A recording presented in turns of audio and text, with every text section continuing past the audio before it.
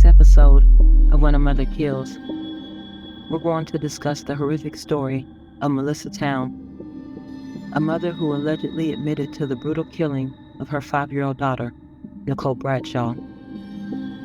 Most of us can't fathom the thought of taking the life of an innocent child, let alone one of your own flesh and blood. But this particular story is not only hard to imagine, but it also highlights the failures of child protective services and the mental health institutions. Both serve the community in providing some form of stability and safety, but did either do what was needed to protect the life of Nicole Bradshaw. Before we go into the details, let's take a moment to remember this sweet face. Nicole is described as a sweet little girl who met no strangers. Her family says she was full of love and giggles, and whose bright blue eyes shined with curiosity. But that sweet life ended on October 16th of 2022, when she was brutally murdered by her mother, Melissa Towne, who is now being held at Harris County Jail on a $15 million bond. Nicole was just 5 years old when her mother made the conscious decision to end her life. And on that day, she was driven to Spring Creek Park on the 15,000 block of Brown Road in Tomball, Texas. Moments later, Melissa instructed her daughter to kneel to the ground. She pulled out a knife and cut her daughter's throat. But that isn't what ended Nicole's life. When Melissa realized Nicole was not dead, she placed the plastic bag over her head, her hand over her mouth, and began to strangle her. According to records, Melissa sat on top of her daughter, suffocating her, telling her to stop fighting it for 30 to 45 minutes until Nicole's little lifeless body lay on the ground. For a short period of time, Nicole managed to put up a fight, pleading with her mother, "But I've been good." After killing her daughter, Melissa wrapped her body in a mesh laundry bag, doubled down with the trash bag, and then drove her to the nearest emergency room so that they could properly dispose of her. Once there, Melissa enters the hospital and asks the staff to get a wheelchair to assist getting her daughter out of her vehicle, who she claims body was hurting. When the ER nurse found Nicole's bloody body in her mother's vehicle, wrapped in bags, they alerted the police. Melissa Towne was taken into custody later that same day. She allegedly told police during an interview that she killed Nicole because she believed she was evil, comparing her to a 90s horror movie series Chucky doll, and stating she didn't want to have anything to do with her anymore. Horrific, right? But while these events are gruesome in nature, what's alarming is how we got here. Melissa Towne had a history of mental illness, a criminal past, an open CPS investigation, and did not have custody of any of her children.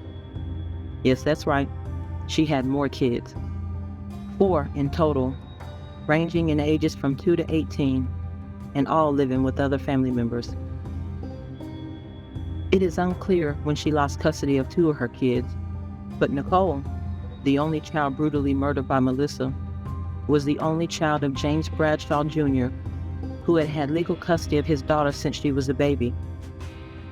What's crazy is that there were reported incidents involving her mother for every year of her short life. The most recent incident occurred on October 6th of 2022, when CPS was notified that Nicole was covered in scars and insect bites. She smelled of urine, and also informed that she had pain in her vaginal area, along with some discharge.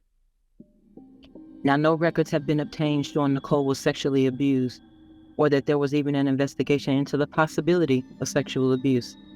It was also reported that Melissa was not in school and was wearing a diaper as she was not yet potty trained at 5 years old. So a case was open, but 10 days later, Nicole was dead. And as I previously mentioned, her history, this wasn't the first time CPS was called. There were multiple reports regarding Melissa's mental capacity and or the safety of her children. So where did it all start? In 2017, when Nicole was just an infant, both her parents, who were reportedly living together at the time, were court-ordered to attend safety training, which Melissa did not agree with. Between June and July of 2017, there were 4 CPS reports of erratic behavior and possible untreated schizophrenia, as Towne believed that her infant possessed the ability to speak. Melissa was hospitalized and baby Nicole was placed with her father. However, Melissa was later granted weekend visitation rights. In 2020 and 2021, CPS was notified that a newborn child of Melissa's may be in danger. According to family, Melissa was posting strange and incoherent rants on social media, and many believed she needed psychiatric help. She allegedly refused treatment, and the father of that newborn, who remains unnamed, took custody of his child while agreeing to deny any access to Melissa. Now, as far as her criminal history goes, Melissa had been previously arrested on multiple charges to include harassment, trespassing, vandalism, and assault. In 2018, she was arrested on harassment charges for sending 49 unwanted text messages to Kathy Bradshaw, Nicole's maternal grandmother. The text messages were vulgar and all sent over a 4-hour period.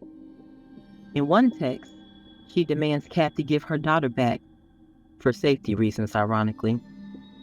In another, she threatens to illegally take possession of the child. In April of 2019, she was again arrested for illegal trespass and vandalism. She reportedly illegally entered the property of James Sr. and Kathy Bradshaw, where Nicole resided with her father. When asked to leave the premises, Melissa smashed the windshield on one of their vehicles. She pled guilty to the count of criminal mischief and was ordered to pay over $800 in fines. So as you can see, from 2017, when Nicole was born, to her untimely, brutal death in 2022, there were just so many signs.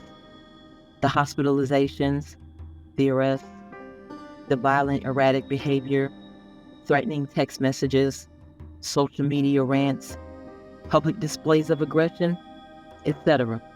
I'd argue one would have to be blind not to see them. As a matter of fact, the only question that remains unclear, according to news outlets, is how Melissa came to be in possession of Nicole on October 16th of 2022. But why is that a question when she was granted weekend visitation rights? Shouldn't the question be, why was access granted at all? Are family courts to blame? They'll lock up non-custodial fathers for missed child support payments. But where was the same energy to protect the child from an unstable mother who turned out to be the death of her?